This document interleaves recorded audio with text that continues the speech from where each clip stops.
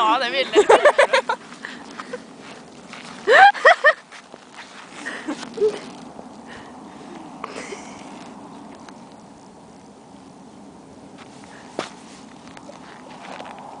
Slutt!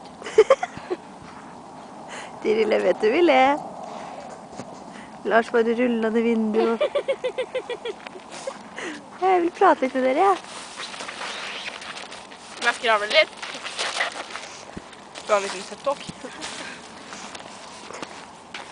Nei, her går på skole, liksom. Åh, så fin den der, da. Ja, så fin den. Det er Det er sånn. Melvold, og så kommer en grønn bil. Det er sånn. Se på Melvold, alle sammen! Der er Melvold! Alltid på farten. Alltid på skylten. Det var liksom så ikke morsomt, egentlig. Nei, det var ikke det.